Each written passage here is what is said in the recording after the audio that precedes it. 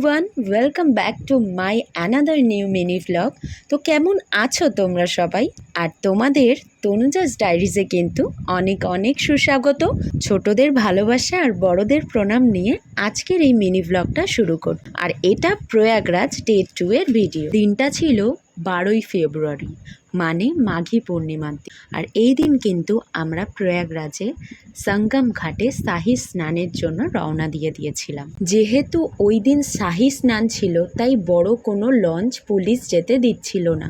আর ওই দিন কিন্তু আমাদের নৌকায় পার হেড লেগেছে ১৫০০ টাকা করে। দেখো, আমি যেই পাখিগুলোকে খাওয়াচ্ছি এদের নাম কিন্তু সাইবেরিয়ান বার্ডস। আর প্রয়াগরাজে কিন্তু এদের একটা আলাদা নামকরণ হয়েছে, সেটা হলো রামপিয়ারি। কি সুন্দর না নামটা। আর নৌকা দাদারা আমাদের কিন্তু ভিআইপি ঘাটে নিয়ে গেছিল। ভিড় দেখে তোমাদের মনে হচ্ছে এটা ভিআইপি ঘাট? দেখো, যেহেতু আমি এখানে নিজের ফোনটা ক্যারি করিনি, তাই অনেক ভিডিও কিন্তু ক্যাপচার করতে পারিনি। আর এখানে কিন্তু আমার 3 ডুবকি দেওয়া হয়ে গেছে। সঙ্গম ঘাটে স্নান সেরে কিন্তু আমরা ডাইরেক্ট রুমে চলে গেছি। প্রয়াগরাজ গেছি, কুম্ভ মেলায় যাব না সেটা কি করে হয়? তো আমরা কিন্তু কুম্ভ মেলায় যাওয়ার জন্য বেরিয়ে পড়েছি। রুম থেকে মেলার ডিস্টেন্স ছিল 2 কিলোমিটার প্রায়। তাই জন্য একটা বাইক নিয়ে নিলাম, আর রাস্তা দিয়ে যেতে যেতে কিন্তু একটা সুন্দর পুরনো রাম মন্দিরের দর্শন করে নিলাম। দেখো বাবা রে বাবা, আমাদের মেলায় কত উঁচু হয়। এইখানে নাগরদোলনা দেখে ভয় লাগছে, উঠতে তো পারবো না, তাই তোমাদেরকেই দেখিয়ে দিচ্ছি। জানি না, মেলায় এখনও সকাল থেকে কিছু খাইনি, আগে স্নানটা সেরেছি, তো সবটাই তোমরা ভিডিওতে দেখতে পারবে। আর সকাল থেকে এখনও কিচ্ছু খাইনি, শুধু 1 কাপ চা খেয়েছি, জল খেয়েছি। আর এখন মেলার মধ্যে গিয়ে দেখি কি পাওয়া যায়, তো যা পাওয়া যাবে সেটাই খেতে হবে। তো চলো ভিডিওটা দেখতে থাকো। দেখো, এর আগে তোমরা যারা প্রয়াগরাজের ভিডিও দেখেছো সবাই আশা করি দেখেই নিয়েছো যে এখানে কিন্তু সবই ভেজ জিনিস পাওয়া যায়, কোনো কিছুই কিন্তু ননভেজ পাওয়া যায় না। প্রথমে ঢুকতেই আমরা কিন্তু মোমো খেয়ে নিয়েছিলাম, যেটা কিন্তু খেতে জঘন্য ছিল। কুম্ভ মেলা কিন্তু ছোট জায়গা জুড়ে হচ্ছিল না, প্রচণ্ড বড় এরিয়া জুড়ে কিন্তু কুম্ভ মেলা, যেটা কিন্তু একদিনে তো ঘোরা পসিবল না। তাই জন্য আমরা কুম্ভ মেলার কিন্তু যেই দিকটায় রাম মন্দির হয়েছিল আমরা সেই গেটে চলে এসেছিলাম। আর আমি জানি না যে তোমরা ফোনে কতটা বুঝতে পারছো, কিন্তু এটা যদি তোমরা সামনে থেকে যারা যারা দেখেছো তারা জানো যে এটার হাইট কতটা উঁচু ছিল।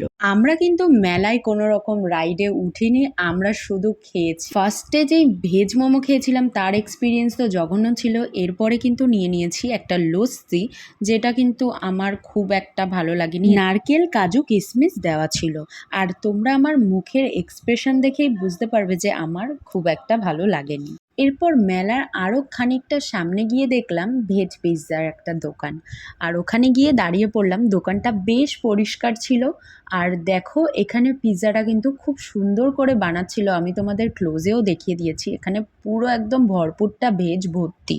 এরপর এমন একটা দোকানের সন্ধান পেলাম যেখানে সব কিছু 5 টাকায়। আমাদের ওয়েস্ট বেঙ্গলে কি তোমরা পাবে 5 টাকায় কোনো কিছু? তো এখানে আমরা কিন্তু অনেক কিছু কিনে নিয়েছিলাম। আরও একটু সামনে গিয়েই দেখি বাচ্চাদের ছোট্ট ছোট্ট কিউট কিউট স্কার্ট।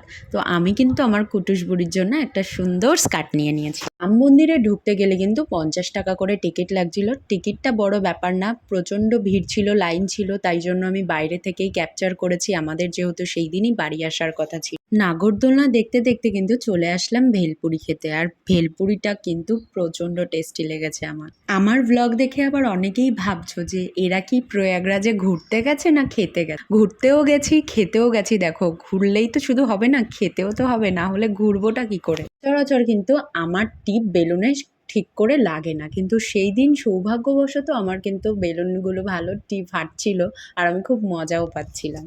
এরপর কিন্তু দেখছি এই দাদাটার রিয়াকশান দেখে প্রচণ্ড হাসি পাচ্ছিল।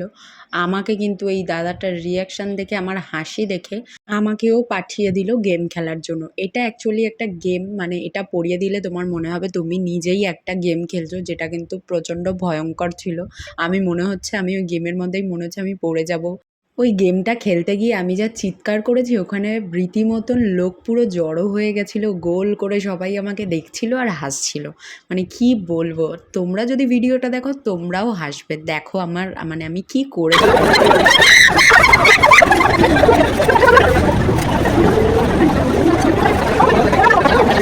মেলায় তো সব ঘোরা কেনা কমপ্লিট, তাই টাটা বাই বাই করে মেলা থেকে কিন্তু রুমের দিকে রওনা দিলাম।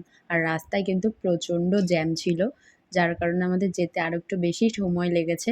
এরপরে কিন্তু আমরা একটু লেজার শো দেখে নিলাম জলের মধ্যে। আর এটা কিন্তু আমার ফোনে, আমি তোমাদের আগেই বলেছি যে আমার ফোনের ক্যামেরা এখন অনেকটাই খারাপ হয়ে গেছে, তাই তোমাদের অতটাও বোঝাতে পারছি না। খালি চোখে কিন্তু দারুণ লাগছিল। যেহেতু আমাদের রাত 12:30টায় ট্রেন ছিল, সেহেতু আমরা এইখানেই রাস্তার একটা সাইড থেকে আমরা কচুরি আর তরকারি খেয়ে নিয়েছি। আর এখানকার কচুরি কিন্তু আটার তৈরি হয়। প্রয়াগরাজে দুদিনের ট্যুর কিন্তু কমপ্লিট।